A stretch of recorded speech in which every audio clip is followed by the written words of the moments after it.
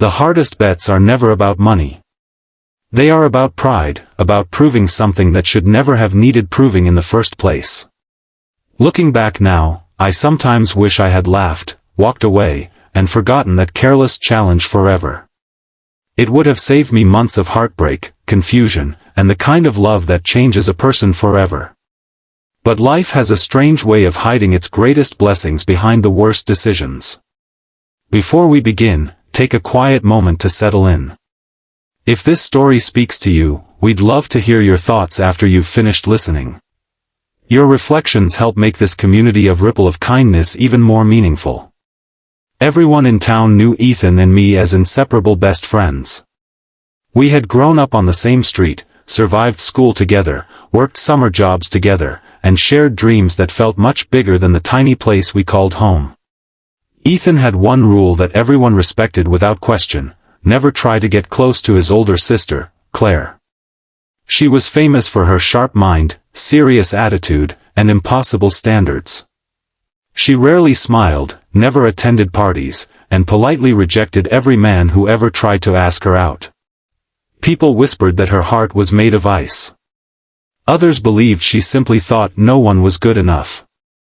Whatever the reason, Claire became something of a local legend. Then one evening, during a barbecue filled with harmless jokes and laughter, Ethan smirked and challenged me to do the impossible. He bet that I couldn't make Claire say yes to even one date. Everyone laughed. I laughed too. It felt harmless. I accepted without realizing that one careless promise would rewrite the rest of my life. At first I treated it like a game. I planned clever ways to cross paths with Claire without making it obvious. Every encounter ended exactly the same. She remained calm, polite, and completely unimpressed.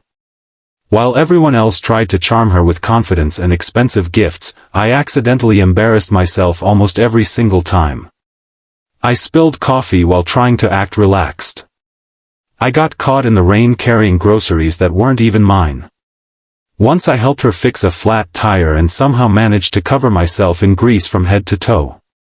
Instead of laughing at me, Claire simply thanked me with the same quiet expression she wore every day. I couldn't read her at all. The challenge that had started as entertainment slowly became frustration. I wanted to know why she kept such thick walls around her heart. Weeks passed, and something unexpected happened. Instead of trying to impress her, I simply started helping whenever I could. I noticed she volunteered every Saturday morning at the community library, organizing children's reading programs without telling anyone. She delivered groceries to an elderly neighbor after work. She quietly donated winter coats every year without leaving her name. None of those acts matched the cold reputation everyone believed. The woman people called impossible was actually carrying kindness so quietly that almost no one ever saw it. My opinion of her changed before I even realized it. The bet slowly disappeared from my thoughts, replaced by genuine curiosity about the person hidden beneath her guarded silence. One rainy afternoon changed everything. I found Claire sitting alone outside the hospital, staring into the parking lot while holding an untouched cup of coffee. For the first time since we had met, she looked exhausted instead of strong. I sat beside her without asking questions. Minutes passed in complete silence before she finally admitted that her mother had been fighting a long illness for years. Every smile she refused to show the world had been spent trying to comfort someone she loved. Every invitation she declined had been another evening beside a hospital bed. While people judged her for being distant, she had quietly sacrificed her own happiness for her family. In that moment I felt ashamed of the silly bet that had brought me there. I no longer wanted to win anything. I only wanted to make her difficult days a little lighter. From then on, my visits had nothing to do with romance. Sometimes I brought dinner after long hospital appointments. Sometimes I simply drove her home because she looked too tired to drive herself. We talked about books, dreams, regrets, childhood memories, and fears that most people never admit aloud. I learned that Claire wasn't afraid of love. She was afraid of losing another person after watching illness slowly steal the people she cared about. Loving someone meant risking unbearable pain, and she believed avoiding love was the only way to survive. Listening to her story taught me something important. Every person carrying a hard exterior is often protecting a heart that has already been broken. Months passed before Ethan finally asked how the bet was going. I realized I had completely forgotten about it. When I admitted that I no longer cared whether Claire ever agreed to date me, Ethan stared at me with genuine surprise. He had expected jokes, not honesty. He confessed something I never expected. The bet had never been about humiliating me. He simply wanted someone to look past Claire's reputation because he hated seeing his sister spend every birthday and every holiday believing she had to carry the world's burdens alone. He had secretly hoped someone kind enough would stay after discovering the truth.